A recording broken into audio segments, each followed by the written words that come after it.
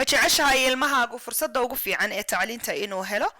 haddii aad degan tahay dalka ingiriiska haddii aad degan tahay dalalka kale ee luqadda ingiriisiga ah lagu hadlo waxna lagu barto haddii aad degan tahay dalka hooyo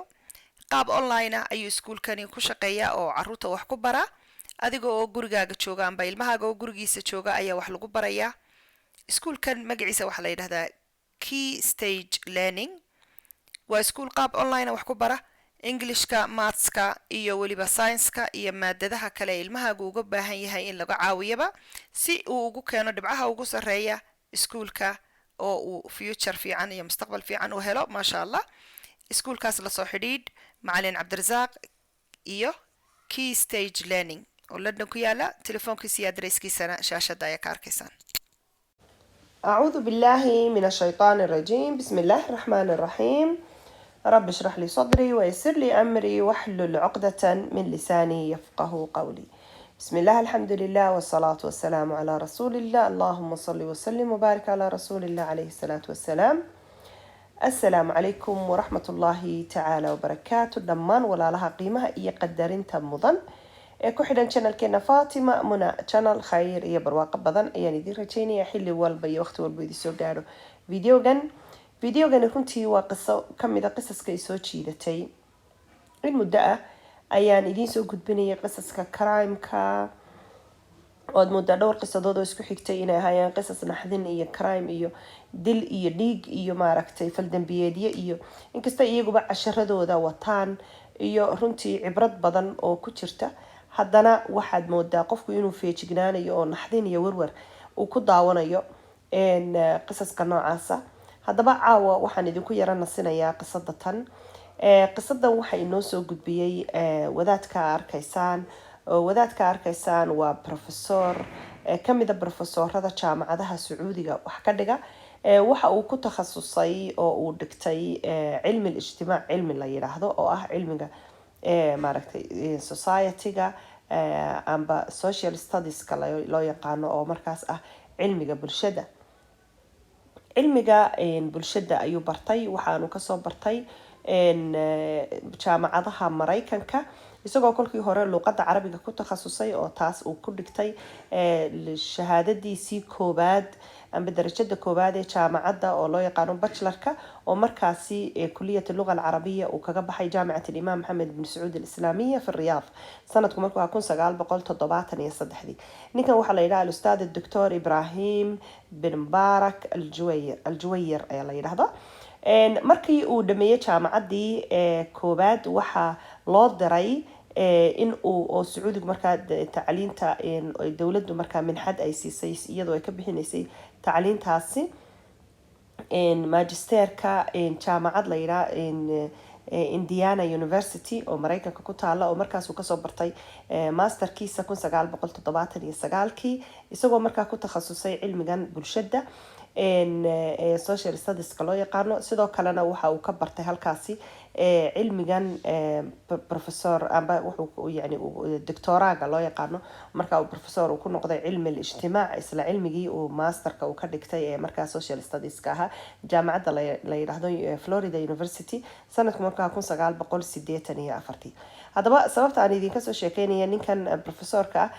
background-giisii iyo maaragtay wixii uu soo maray amba shahaadadihiisii waxaan idinka sheekeynaya si aynu qisadan ay hordhac ugu noqoto waaye arrintan waxa uu la kulmay marka uu arday ka ahaa Mareykanka oo markaas ay jaar noqdeen wuxuu yiri arday baan ahaa waxa aanu deganayn markaa deegaan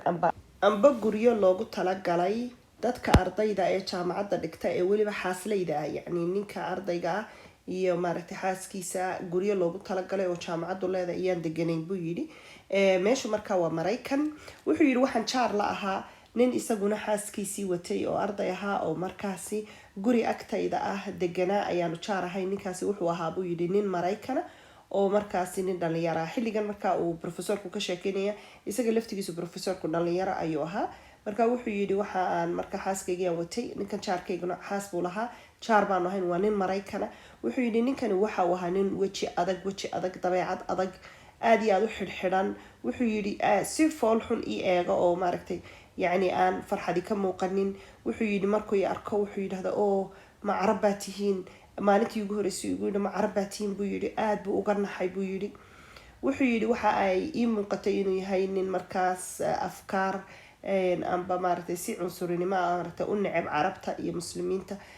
amba sacuudiyiinta gaar ahaan maaragtay muslimiinta oo dhan yani si guud u wada neceb u ahaa waxa uu yidhi ninkan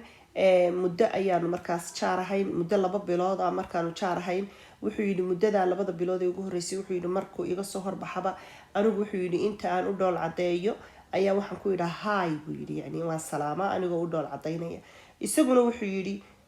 buu yidhaahdaa buu yidhi oo isagoo gafuurka taagaya ayuu salaanta iga qaadi waayaa oo i dhaafaa buu yidhi oo aada iyo aada cadho iyo nacayb badan ayaa ka muuqan jira buu yidhi wuxuu yidhi markaas waxaa la galay fasaxii samarka wuxuu yidhi waxa ay nala fasaxay fasaxii baa nala maaragtay arday ahaan maaragtay jaamacaddii ay xidhay markaa ninkani magaaladii familigiisu kasoo jeedeen ayay u dhoofeen isagii xaaskiisii markaa wuu ka dhoofay gurigiisii amba guryihii maaragtay ardaynimada ayaa jaamacaddu iska lahayd kadib ninkani markuu dhoofay waxaa jiri jira buu yidhi wiil yar oo dhalinyaro ah oo markaa guryaha oo dhan u qaybiya joornaalo dabcan waa ogtihiin joornaalada waxaa la sameyn jiray maaragtay qofku waxa uu isku qori jiray joornaalkaasi maaragtay in maalin walba loo keeno oo lacag laga bixiyo marka joornaal baa guryaha oo dhan lagu hortuuraa buu yidhi wuxuu yidhi joornaalkan ninkan lagu hortuurayo ayaa waxa uu yidhi markaan arkay maalin walba joornaalkii gurigiisa lagu hortuurayay oo maaragtay cid xaraysa ayna jirin ninkan safar ayuu ku maqan yahay wuxuu yidhi waxaan bilaabay inaan joornaaladiisa intaan qaado guriga daloolka albaabka maaragtay aan ka geliyo oo sidaas aan ugu maaragtay xareeyo albaabkiisii xidhnaa aan maaragtay daloolka ka geliyo oo aan maaragtay ugu albaabka hoostiisa buu yidhi aan ku riixo maaragtay joornaaladii loosoo tuurayay ninkan wuxuu yidhi markii meeshii ay buuxsantay aan ku riixayay albaabka hoostiisa aan ku riixayay ay buuxsantay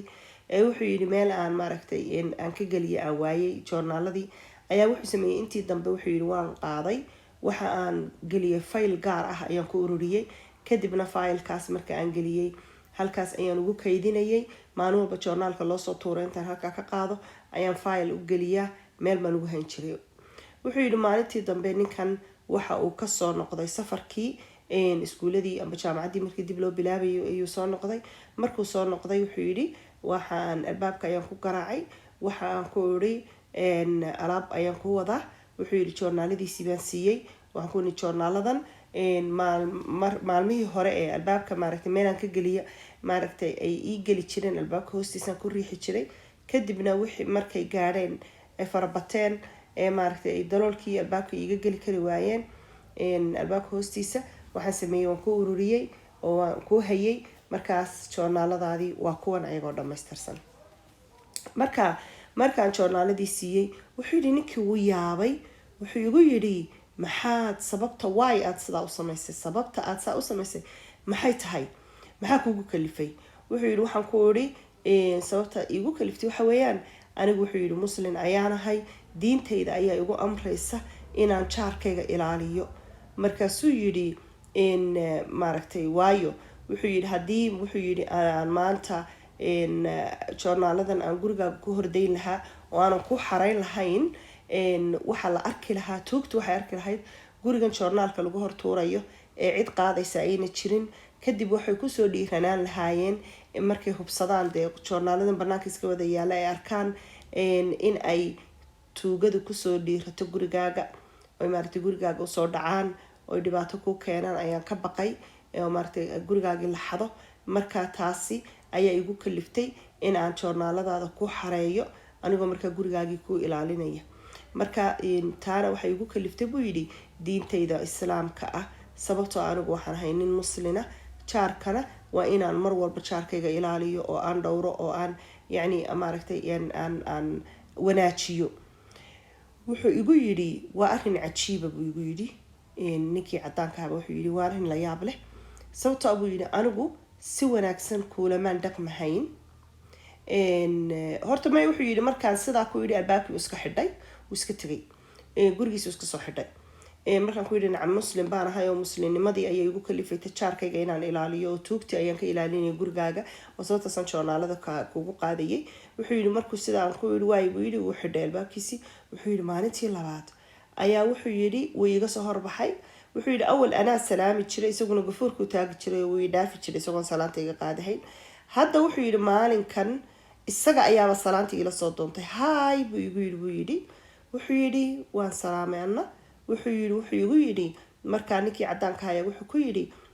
professorkan maartay amba hadduu professor yahay markaas arday buu ahaaye wuxuu igu yidhi buu yidhi waar maxaad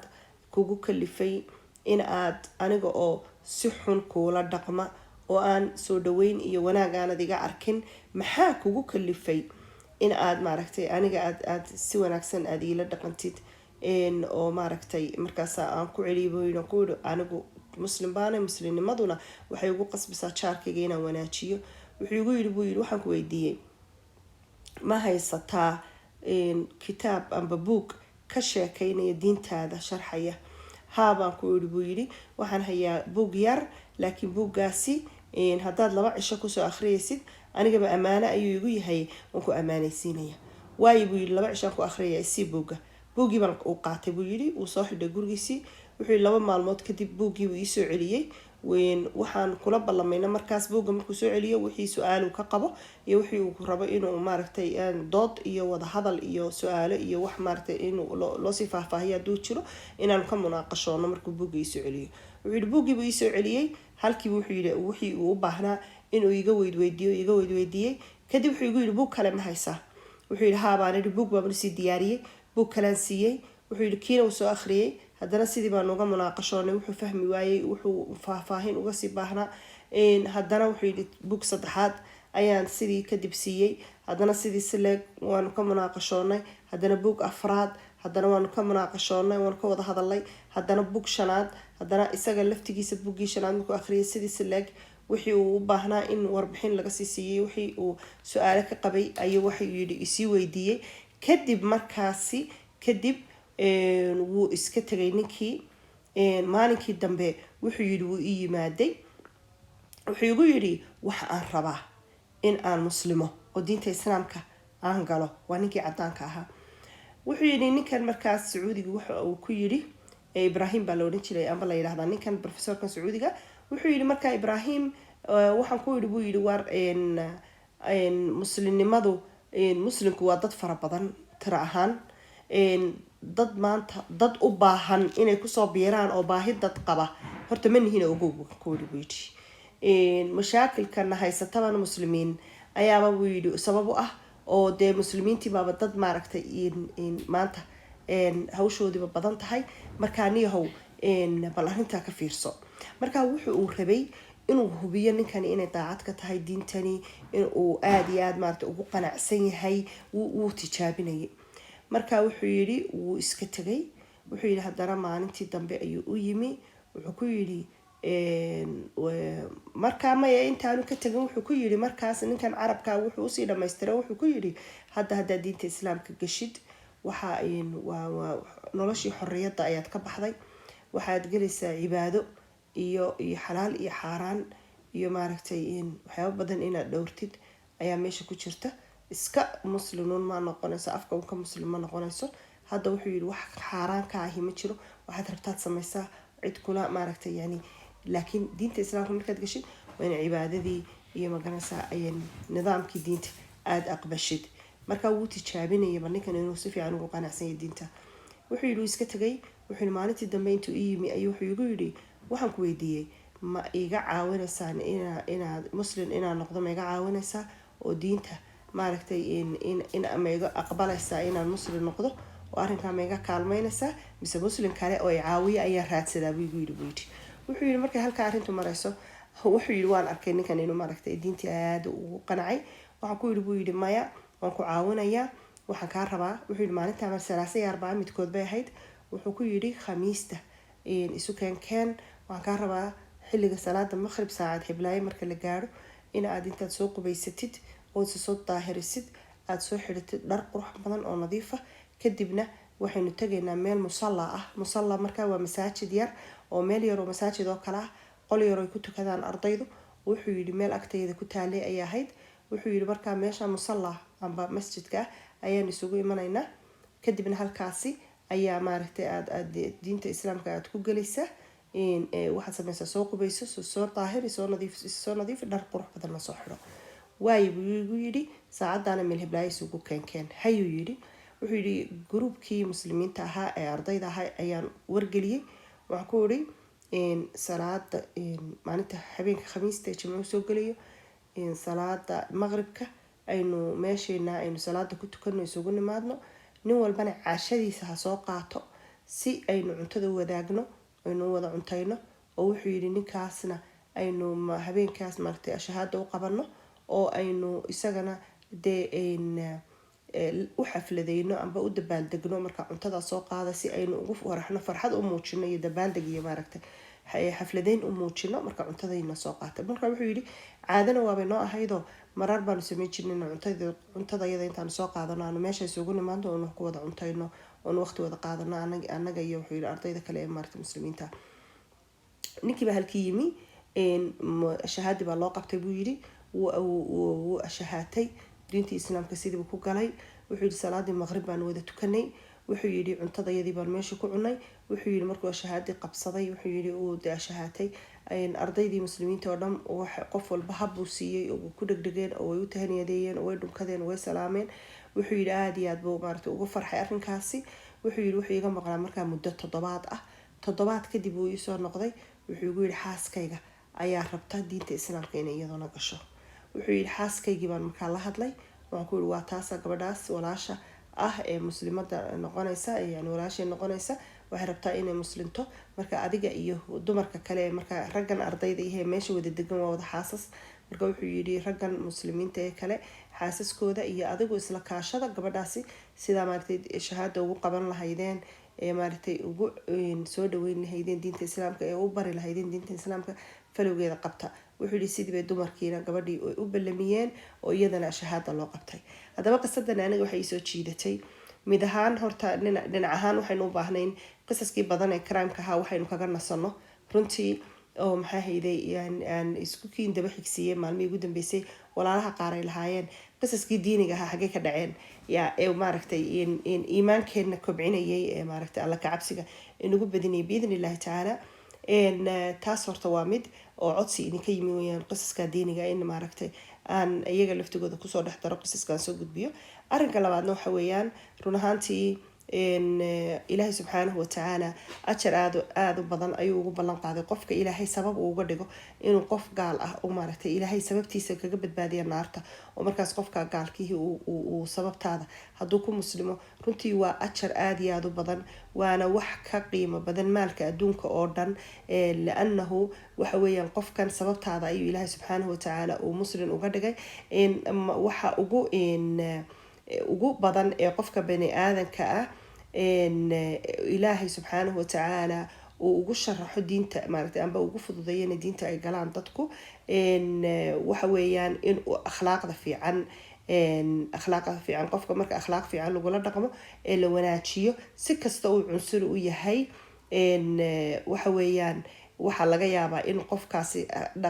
dhaqan fiican haddii aad ula dhaqantid markaad qof muslimna tahay dadkaas gaalada, in ilaahay subxaanahu watacaala uu sababtaada uu hidaayo uu ku siiyo oo dadkaasi ay sababtaada ku muslimaan. sababta akhlaaqda fiican ayaa maaragtay soo jiidanaysa dadka oo is odhanayaan sida ninkan taagan maxaad ii wanaajisay anigu waan ku xumayn jiray. waxa weeyaan wanaagaasi wanaag unbuu dhalaa, wahal jazaau lixsaani ila lixsaan. midda labaad waxa weeyaan xadiiskii rasuulkuna calayhi salaatu wasalaam wuxuu yidhi fawallahi laan yahdiya allahu bika rajulan waaxidan khayrun laka min xumri nicam. marka geela cascas ee carabtu dee hantidooda ugu waaweyn ee ugu qiimaha badan ahayd ilaa haddana inoo ah inagaba, ayaa waxa kaaga khayr badan geelaasi cascas ee qurquruxda badan, waxa kaaga khayr badan buu yidhi adiga oo hal nin keliya uu sababtaada uu hidaayo uu ku helo ilaahay kusoo hadeeyo. rasuulkii sidoo kale wuxuu yidhi calayhi salaatu wasalaam balliguu canii walow aayadna ha ahaatee iga gudbiya buu yidhi rasuulkii calayhi salaatu wasalaam. haddaba cibradda iyo casharkaas iyo weliba axaadiista iyo wanaagaas calayhi salaatu wasalaam nabigeeni wanaagaas badan ayaa runtii ku jirtay qisadan oo aan jeclaystay inaan idinla qaybsado. sideedana waa aad baan u xiiseeyaa anigu qisaska dadka gaalada ku sababta in ay diinta islaamka galaan. waxa weeyaan nin walba oo gaal ahaa markuu ka sheekeeyo sababtu diinta islaamka ku galay habku ku galay runtii waxay noqotaa cashar يعني aad u qiimo badan oo mar walba aad ilaahay ugu mahad celinaysid nimcada islaamka ilaahay subxaanahu wa tacaala inaga oo usoo dagaalamin inaga oo aan jid dheer u marin inaga oo baaritaan badan u galin inuu ilaahay subxaanahu wa tacaala laba waalid oo muslimiina inaga dhex beeray waa nimco aad u weyn ilaahay subxaanahu wa tacaala mahad ku leh nicmat alislaam. marka alxamdulilah رب العالمين على نعمة الإسلام. استودعتكم الله الذي لا تضيع ودائعه والسلام عليكم ورحمة الله وبركاته في أمان الله.